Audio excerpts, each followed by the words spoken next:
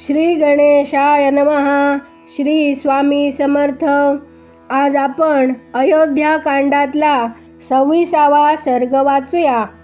श्रीरामांना उदास पाहून सीतेने त्यांना त्याचे कारण विचारणे आणि श्रीरामांचे पित्याच्या आज्ञेवरून वनवासात जाण्याचा निश्चय सांगून सीतेला घरातच राहण्याची समजावणे.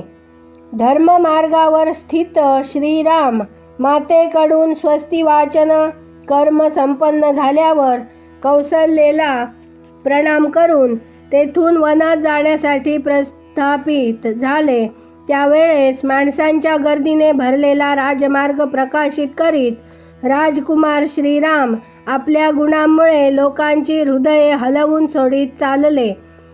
तपस्विनी विदेहनंदिनी सीतेने अजूनही हे सर्व ऐकलेच नव्हते.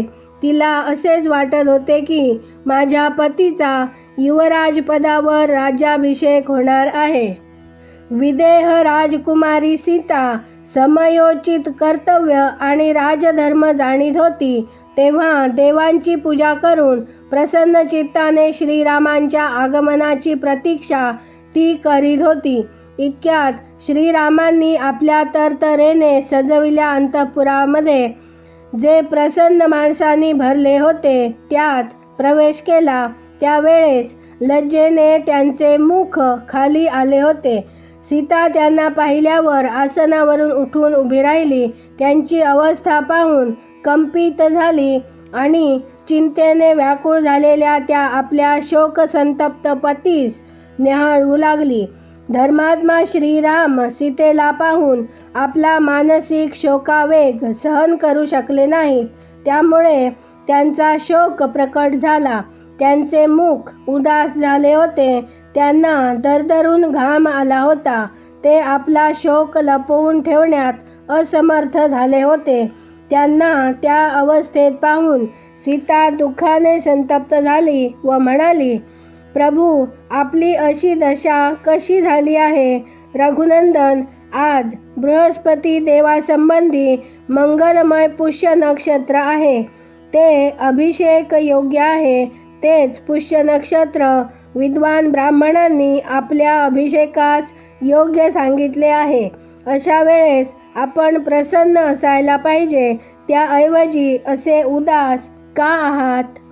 मी पाहते आहे आपला चेहरा पाण्याच्या फेसाप्रमाणे उज्ज्वल आणि 100 सळ्यांच्या श्वेत छत्रांनी आच्छादित नाही, म्हणून अधिक शोभून दिसत नाही. कमळाप्रमाणे सुंदर नेत्र धारण करणाऱ्या आपल्या या मुखावर चंद्र व हंसाप्रमाणे श्वेत 2 चवऱ्यांनी वारा घातला जात नाही. नरश्रेष्ठ, प्रवचन कुशल बंदी सूत आणि मागधजन आज अत्यंत प्रसन्न होऊन आपल्या मंगल वचनांनी आपली स्तुती करताना दिसत नाहीत. वेद पारंगत विद्वान ब्राह्मणांनी आज मूर्धाभिषिक्त होऊन आपल्या मस्तकावर तीर्थोदक मिश्रित मधाचा व दह्याचा विधिपूर्वक अभिषेक केलेला नाही.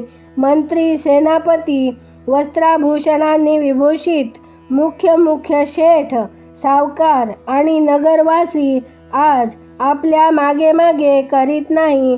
सोन्याच्या साजबाजाने सजलेला 4 वेगशाली घोडे जोडलेला श्रेष्ठ पुष्परथ आज आपल्या पुढे का चालत नाही?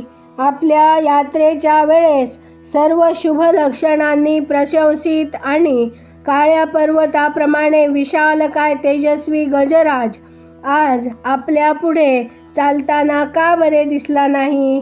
आज आपल्या सुवर्णजटित भद्रासनास आदराने हात घेऊन सेवक पुढे चालताना का बरे दिसत नाही? अभिषेकाची सर्व तयारी झालेली आहे आणि अशा वेळेस आपली ही काय दशा झाली आहे? आपल्या मुखावरील कांती उडून गेली आहे असे त्याच्या आधी कधी झाले नव्हते. आपल्या चेहऱ्यावर प्रसन्नतेची कोणतीच खूण दिसत नाही. याचं कारण तरी काय? या प्रकारे विलाप करणाऱ्या सीतेला रघुनंदन श्रीराम म्हणाले, सीते, आज पूज्य पिता मला वनात पाठवित आहेत. महान कुलोत्पन्न, धर्म जाणणारी आणि धर्मपरायण जनकनंदिनी, ज्या कारणाने हा वनवास आज मला प्राप्त झाला आहे ते क्रमशः सांगतो, ते ऐक. माझ्या सत्यप्रतिज्ञ पिता महाराज दशरथांनी माता कैकेयीला पूर्वी कधीतरी 2 महान वर दिले होते. इकडे जेव्हा महाराजांच्या इच्छेनुसार माझ्या राज्याभिषेकाची तयारी होऊ लागली तेव्हा कैकेयीने त्या वरदानाच्या प्रतिज्ञेची आठवण करून दिली आणि महाराजांना धर्मतः आपल्या स्वाधीन केलं. यामुळं विवश होऊन महाराजांनी भरताला युवराज पदावर नियुक्त केलं आणि माझ्यासाठी दुसरा वर स्वीकारला, ज्यानुसार मला 14 वर्षांपर्यंत दंडकारण्यात राहावं लागेल. आता मी निर्जन वनवासात जाण्यासाठी प्रस्थान केलेलंच आहे आणि तुला भेटण्यासाठी इथं आलो आहे. तू भरताजवळ कधी माझी प्रशंसा करू नकोस, कारण समृद्धशाली पुरुष दुसऱ्यांची स्तुती सहन करू शकत नाहीत. विशेषतः तू भरतासमोर आपल्या सखींबरोबर सुद्धा वारंवार माझ्याबद्दल चर्चा करू नकोस, कारण त्यांच्या मनाप्रमाणेच वागूनच तू त्यांच्याजवळ राहू शकतेस.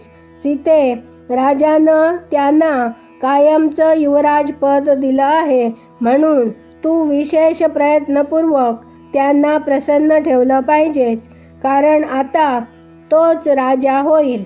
मीही पित्याच्या आज्ञेच्या पालनासाठी आजच वनवासात जाईन. मनस्विनी, तू धीरा न राहा. कल्याणी, निष्पाप सीते, मी मुनिजन सेवित वनवासात गेल्यावर तुला नेहमी व्रत व उपासनात संलग्न राहिलं पाहिजे. रोज सकाळी उठून देवांची विधिपूर्वक पूजा करून माझ्या पिता दशरथांना वंदन केलं पाहिजेस. माझी माता कौसल्यालाही प्रणाम केला पाहिजे. एक तर ती वृद्ध आहे, दुसरं असं की दुःख व संतापाने तिला दुर्बल केलं आहे.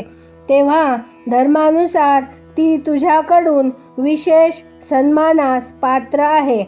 ज्या माझ्या इतर माता आहेत त्यांनाही तू रोज प्रणाम केला पाहिजेस, कारण स्नेह, उत्कृष्ट प्रेम व पालन पोषणाच्या दृष्टीने मला सर्व माता सारख्याच. भरत व शत्रुघ्न मला प्राणाहूनही जास्त आहेत. तेव्हा त्या दोघांना तू विशेष करून आपल्या भावाप्रमाणे व पुत्राप्रमाणे सांभाळायला पाहिजे. विदेहनंदिनी, तू भरताच्या इच्छेविरुद्ध काही करता कामा नयेस, कारण आता ते कुल व देशाचे राजे आहेत. अनुकूल आचरणानं आराधना व प्रयत्नपूर्वक सेवा केल्यावर राजे लोक प्रसन्न होतात व विपरीत वर्तन केल्यानं ते कोपित होतात. हे अहित करणारे आहेत. जे अहित करणारे आहेत ते आपले औरस पुत्र का असेनात, राजा त्यांचा त्याग करतात व आत्मनीय नसतानाही जे सामर्थ्यवान असतात त्यांना आपलेसे करतात. तेव्हा कल्याणी, तू राजे भरतास आवडेल असेच वागून धर्मानं इथं राहा. प्रिये, आता मी त्या विशाल वनात जाईन. तुला इथंच राहिलं पाहिजे. तुझ्या वागण्यानं कोणाला कष्ट होणार नाहीत असं ध्यानात ठेवून तुला इथं माझ्या आज्ञेचं पालन करून राहिलं पाहिजे. इथे 26वा सर्ग पूर्ण झाला. उद्या आपण 27वा सर्ग वाचूया. काही चूक भूल झालेली क्षमा करा. आमच्या चॅनलला लाईक, शेअर, सबस्क्राईब करा. कमेंट करून आपले विचार नक्की कळवा. धन्यवाद. जय जय श्रीराम.